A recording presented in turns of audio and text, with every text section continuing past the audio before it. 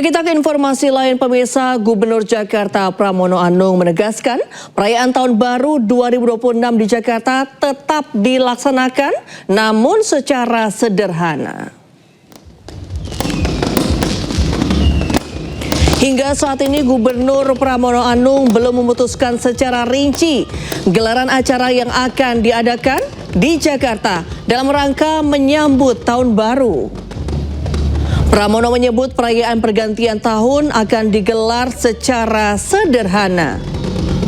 Sebagai kota global, Jakarta akan disorot oleh dunia. Oleh sebab itu, perayaan pergantian tahun tetap harus dilaksanakan. Perayaan Tahun Baru juga diharapkan mampu membangkitkan optimisme warga di tengah berbagai bencana yang melanda sejumlah wilayah di tanah air. Tetapi apapun, Jakarta ini kan ibu kota negara dan Jakarta sekaligus kota global. Di seluruh dunia, momen Tahun Baru itu kan pasti akan diperbandingkan. Maka dengan demikian, walaupun nanti dalam kesederhanaan, pasti dalam kesederhanaan, yang jelas bahwa Jakarta tidak dalam kemeriahan, kemewahan, mungkin juga malah saya akan melakukan hal yang berkaitan dengan penekanan pada doa dan sebagainya. Tapi tetap harus ada penyambutan Tahun Baru, karena ini kan Jakarta, ini kan ibu kota negara, dan ini yang dilihat dunia. Apakah Kembali di iNews Prime, pemirsa, satu keluarga dan seorang asisten rumah tangga tewas terjebak kebakaran di Penjaringan, Jakarta Utara. Petugas pun langsung mengevakuasi korban ke Rumah Sakit Cipto Mangunkusumo, Jakarta Pusat.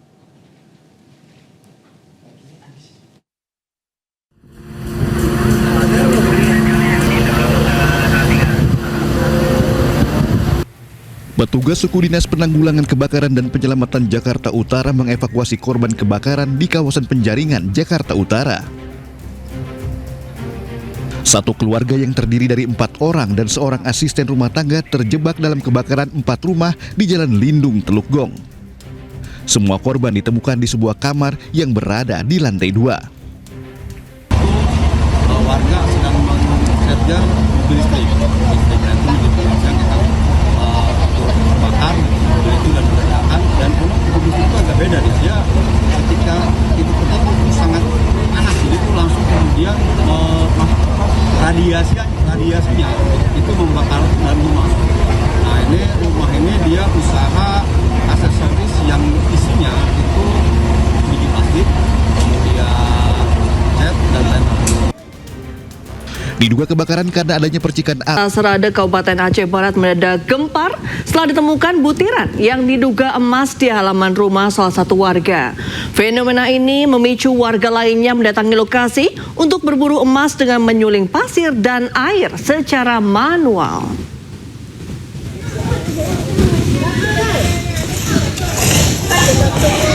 Rekaman video viral beredar luas di sosial media yang berisi puluhan warga sedang mengumpulkan butiran biji emas hasil menyuling. Nampak para emak-emak sibuk menggali tanah di area pekarangan rumah dan menyuling di kubangan air tanah. Dengan menggunakan alat seadanya seperti sekop, ember, dan kuali besi untuk mendulang pasir demi mencari serpihan logam emas. Salah satu warga bahkan menunjukkan butiran kecil berwarna kuning berkilau dari telapak tangan yang diyakini sebagai butiran emas. Informasi lain, pemirsa, kelangkaan gas kian menghantui warga Aceh. Di tengah kebutuhan hidup yang mendesak, masyarakat terpaksa antri berjam-jam membawa anak yang bahkan berpeluang pulang dengan tangan kosong.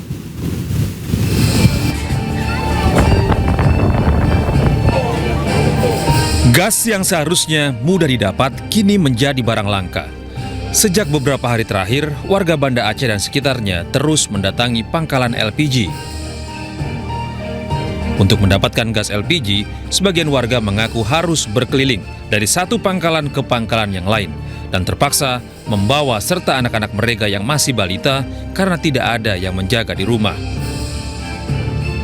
Kondisi ini memicu keresahan. Warga berharap pemerintah segera turun tangan menambah pasokan gas LPG agar kelangkaan tak berlarut. dari jam 6 subuh. Oke. Sampai sekarang belum dapat juga lagi. Kalau kondisi gas di luar seperti apa Bang saat ini? Kalau kondisi gas di luar, makanya nggak ada harapan. Abang sudah berapa tempat mencari gas ini? Udah 5 tempat. Sementara itu, Menteri Koordinator Bidang Pembangunan Manusia dan Kebudayaan Republik Indonesia Pratikno menyebut pasokan gas LPG di lokasi terdampak bencana dalam kondisi stabil. Terkait ketersediaan BBM dan gas secara umum pasokan di wilayah terdampak berangsur stabil meskipun di beberapa kabupaten seperti Tapsel, Mandeling Natal, serta Bener Meriah dan Aceh Tengah masih terjadi keterbatasan dihadapkan pada tantangan-tantangan untuk percepatan distribusi. Warga berharap kekosongan stok LPG di Aceh segera diatasi pemerintah agar tidak berdampak luas hingga menyebabkan kelumpuhan ekonomi di Banda Aceh. Dari Banda Aceh, Syukri Syarifuddin, iNews melaporkan. Pemirsa, viral di media sosial kisah pilu seorang korban disabilitas korban banjir di Aceh Tamiang Aceh yang kehilangan rumah dan harta bendanya. Berhasil selamat dari bencana, korban kini harus berjuang lebih keras untuk tetap hidup di tengah keterbatasan.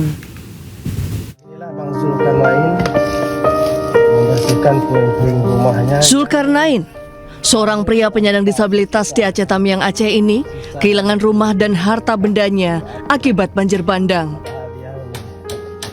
Rumah sederhana yang selama ini menjadi tempatnya berteduh hanyut dihantam banjir. Harta bendanya hancur tak tersisa. Dalam video diceritakan bahwa Zulkarnain telah ditinggal ayahnya sejak kecil dan menjalani hidup tanpa sosok ayah selama 34 tahun lamanya. Kini di tengah bencana, mereka yang paling terbatas dipaksa berjuang lebih keras. Tapi dia tetap sabar. Ekstrimnya medan yang dihadapi tim medis Gayo Luwes berhasil menjangkau daerah terisolir di Kecamatan Pining. Miris saat petugas datang, warga dilanda kelaparan karena tidak ada bantuan makanan yang masuk pasca banjir bandang.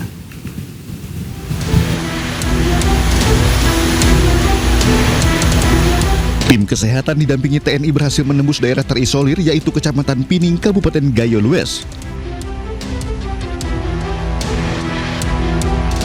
Perjalanan ini mereka tempuh selama 9 jam. Panjangnya durasi perjalanan dikarenakan jarak sejauh 18 km terputus pasca banjir bandang dan tanah longsor akhir November lalu.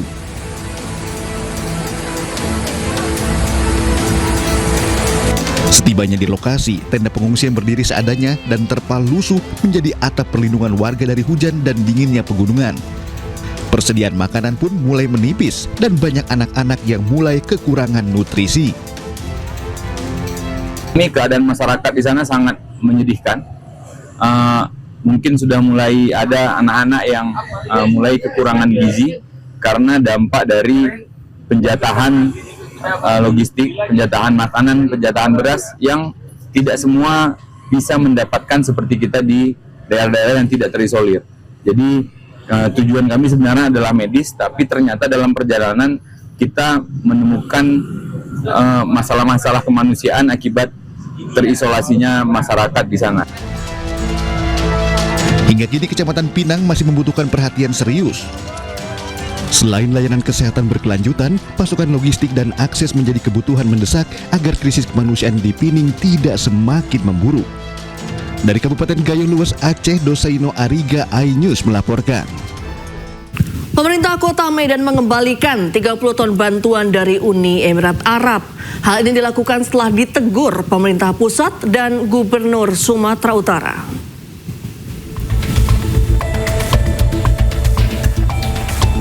Bantuan Uni Emirat Arab yang telah diterima oleh pemerintah Kota Medan akhirnya ditarik dan dikembalikan ke Uni Emirat Arab.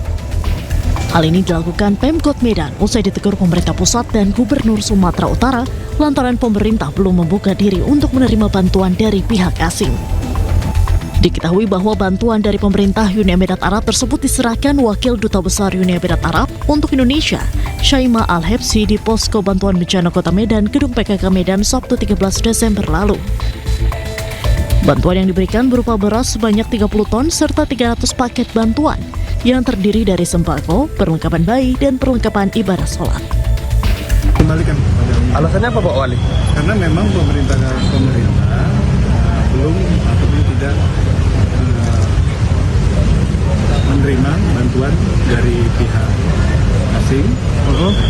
Jadi kita kembalikan dan nantinya bisa dimanfaatkan kembali. Sementara Ketua Umum PMI Yusuf Kala menegaskan bahwa bantuan asing diperbolehkan masuk selama ditujukan untuk kepentingan kemanusiaan dan dikoordinasikan dengan baik oleh pemerintah. Tidak perlu minta, tapi kalau ada masyarakat yang ingin membantu, tentu baik saja sebagai kemanusiaan. Karena kemanusiaan itu tidak ada batas wilayah. JK juga mengajak seluruh pihak untuk bekerja bersama dalam penanganan bencana di Sumatera.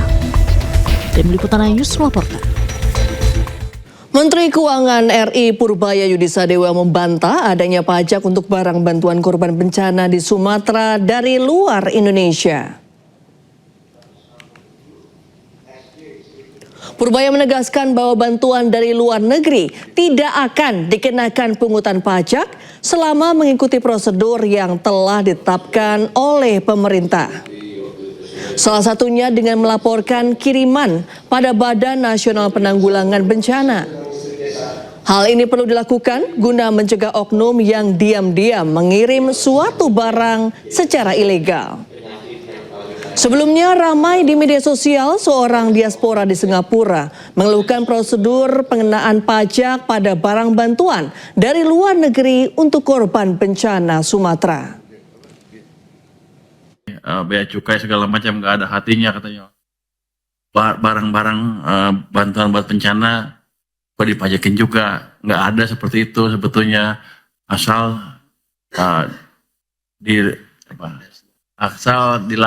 melalui prosedur tertentu. Dia tinggal lapor aja ke BNPB, kita langsung pas gitu kira-kira. Karena nanti kalau nggak ada yang nyolong-nyolong juga tuh legal masuk. Jadi nggak benar kata beberapa media. Sementara itu, Sekretaris Kabinet Teddy Indrawijaya menjelaskan terkait status bencana nasional. Tidak hanya itu, Teddy juga menegaskan pemerintah terus ada bersama korban bencana di Pulau Sumatera. Masih ada pihak-pihak yang terus saja membahas status bencana nasional. Jadi gini, bencana ini ada di 3 provinsi. Ketiganya terdampak. Tapi mungkin 1-2 minggu ini semua fokusnya hanya ke Aceh. Ya. Sejak hari pertama tanggal 26, pemerintah pusat sudah melakukan penanganan skala nasional di 3 provinsi ini. Langsung mobilisasi nasional. Mari kita fokus ke substansinya. Sudah ada 50 lebih pasukan di sana, TNI, Polri, 50.000 lebih pasukan di sana, TNI, Polri, Basarnas, dan relawan-relawan banyak sekali. Di seminggu pertama ada 26.000 seperti Pak Kasat bilang saat awal-awal dari yang sudah ada di sana. Kemudian yang kedua, katanya kalau nggak bencana nasional, anggaran nggak dari pusat. Bapak Presiden sudah jawab dari awal, semuanya ini akan menggunakan dana pusat. Disampaikan 60 triliun akan sudah dikeluarkan secara berangsur untuk membangun kembali rumah sementara, rumah hunian tetap, fasilitas semuanya, gedung DPRD, kecamatan juga, dan juga langsung seluruh bupati, wali kota 52 itu diberikan uang cash untuk di hari itu gitu. Sampaikan pasti dikasih juga, dan tentunya bantuan dari segala macam sudah masuk ke kabupaten itu. Oke. Kemudian yang ketiga dibilang kalau tidak bencana nasional, sarana, prasarana, fasilitas tidak ada dari pusat.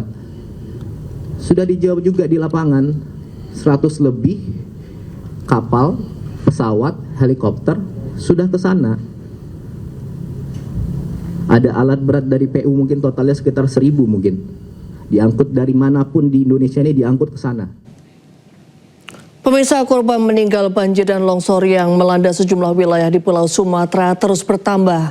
Data Badan Nasional Penanggulangan Bencana per 19 Desember 2025, korban jiwa mencapai 1.072. Total korban meninggal dunia di 3 provinsi sebanyak 1.072 jiwa. Sementara korban hilang 186 jiwa dan korban luka sebanyak 7.000 jiwa.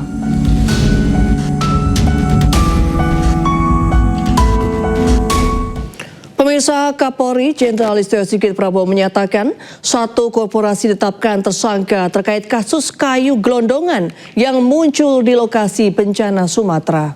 Polri mengusut dugaan tindak pidana lingkungan hidup hingga pencucian uang. Ada salah 1 korporasi lah, bukan 1 tersangka.